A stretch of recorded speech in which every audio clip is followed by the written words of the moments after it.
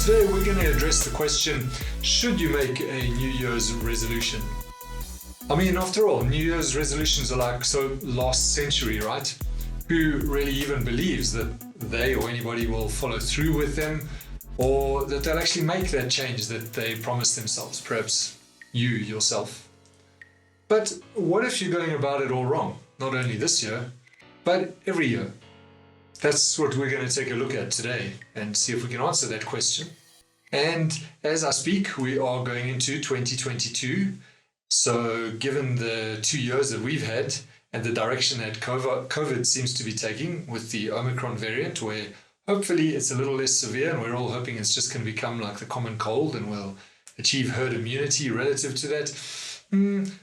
If that's the case, then perhaps all you'll have to do to make this year a better year than the previous two is simply to show up. Of course, we can't be naive about that. Each year has its thing and its surprises, and so we do have to approach it consciously. And importantly, what I'm going to say about this year applies, of course, for every year. So hopefully this will still be relevant if you come across it in future years.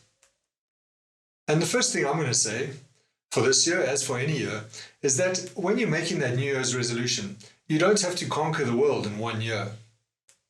Rather, see the year for what it is, a single year in a chain of many years. People often focus on the short term, on this year, as though it's the last chance, their only chance they'll ever have. They want to go from, say, being a couch potato to climbing Kilimanjaro all in 1 year. They think they have to shoot the lights out. Now that's fine if it's realistic, but often it's not, and not even necessary. Sometimes it's just to prove a point, or it's because you carry this unexamined notion that your life is nearly over because you're 35 or 55. I often see that in people. They're desperate to do something because they think they're old. If you take a good look, you'll see that you can still be fit and agile at 75, let alone 55. And that means if you're either of those ages or younger, you can still set a long-term goal and build towards it. By the way, I'm one of those ages, the lower number, and so I'm talking from real experience here. And the kind of goal you might set could be a fitness goal, it could be a career goal, a relationship goal, any other goal. There's a lot more time available than we realize. It doesn't all have to be done in 1 year. I mean, I've had clients in their late 20s desperate because they haven't changed the world yet. I tell them I'm in my 50s and I'm only just getting started. They look at me gobsmacked.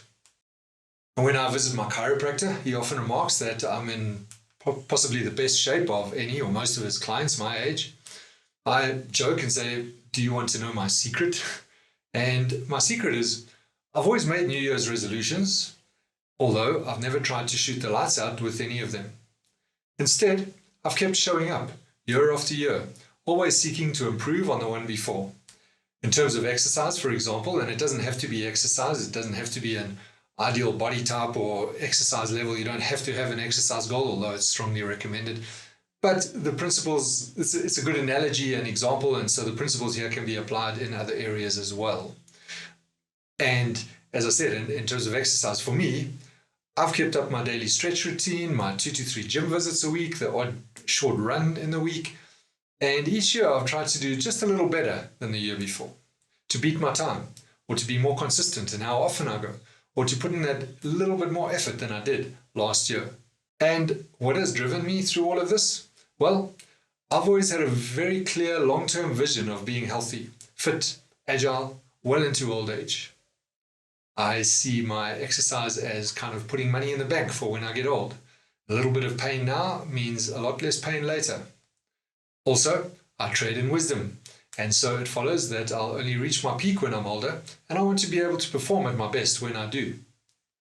So that's my main driver, my big goal, and it's essential to have one of those if you want to make a sustainable change. If you make a short-term blast because you think you should, or to prove a point, but it's not taking you anywhere meaningful, then it won't last.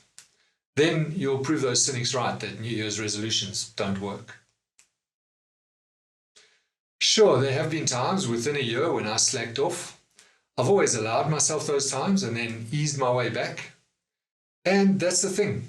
Instead of giving up or conversely feeling guilty or getting angry with myself and then overreacting, I've been understanding and gentle with myself.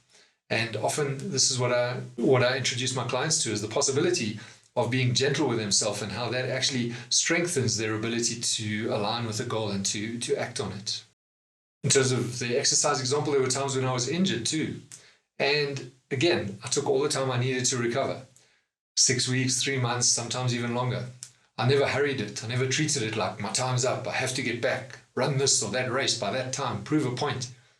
I just waited until I was ready and then gently eased back into it.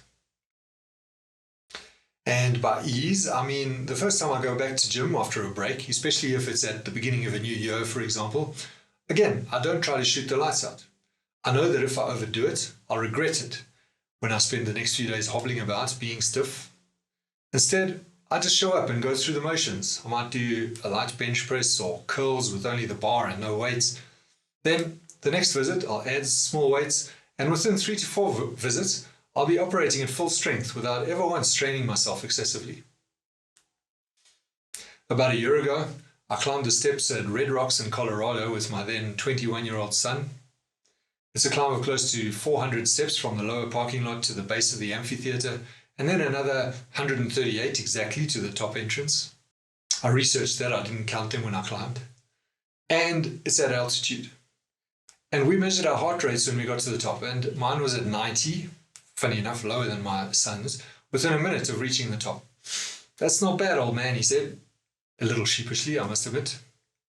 Of course, it's not fashionable to write or talk about one's own experience like this. It sounds like I'm boasting. It would be more fashionable to report my failed attempts and joke about how useless I am and how all those self-help programs are therefore impossible at best or downright fake at worst, and, of course, the New Year's resolutions are pointless. Well, I don't ascribe to that view. I've always wanted to know what works, and so I've gone out and tried things and tested them, always striving to be the best version of myself that I can be. And this is my answer.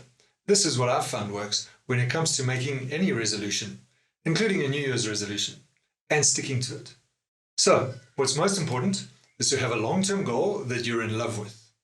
And I'll explain just now what I mean by being in love with your goal, as opposed to deciding impulsively on a one-year shot at glory, for example. Your New Year's resolution is then simply a cementing of your resolve to get connected to that goal that you're in love with, and to let that connection guide you with gentle ease to take on the attitudes and perform the behaviors that will get you to your goal. In other words, you see it as one step on a greater journey to being your best self, one phase of a never-ending journey of self-improvement.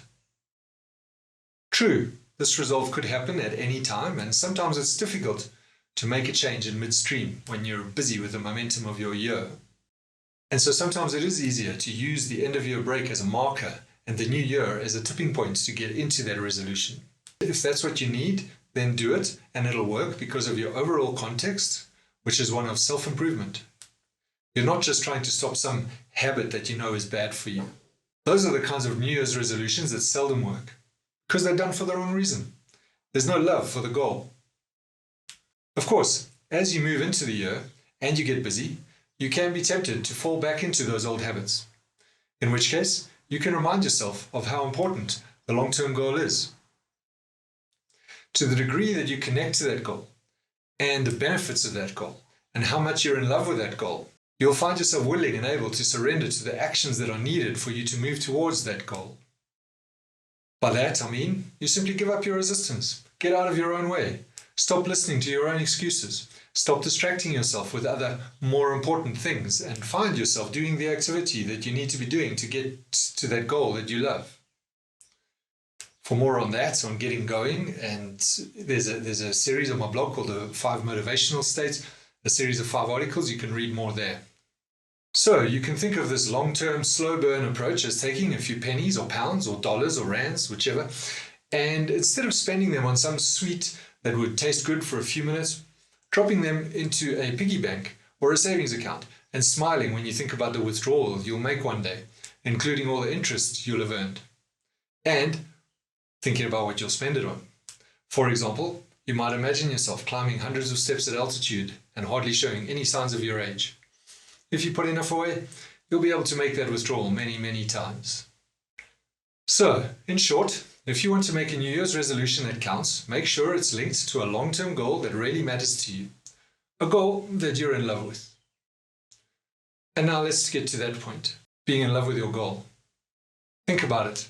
If you're in love, you're not going to wait until New Year to call the person, right? You're going to call them now. It's the same with your goal. If you're not doing it already, then you're not in love with the goal. In other words, you're not totally captivated by the ultimate outcome of the activity. You don't want it enough. You're more in love with what you're currently doing instead, and you're tolerating the outcome that you're getting. In other words, you want the sweets more than the savings, and you're putting up with the bad moods or the bad teeth or the extra weight that the sweets are giving you. So you have to get present to the benefits of your goal, and you have to be connected to it so strongly that doing the right action is inevitable. The action will be as natural as calling, or these days texting, that person you're in love with. Of course, you may be shy to contact your love interest, or you may make excuses about the activity, but if the attraction is strong enough, you'll get there in the end. You'll find a way. And if a New Year's resolution is what's needed to give you the tipping point, then fine, use that. But if you're not feeling that way towards your goal and your New Year's resolution, then you're probably looking at a should goal or resolution instead of a real authentic this is who I am goal or New Year's resolution. A should goal is one that you have because you feel you should. It's right, it's good for you, it's what everyone else is doing or what everyone else expects of you. You need to let go of those shoulds and explore what's really meaningful for you. You need to look at who or what do you really love.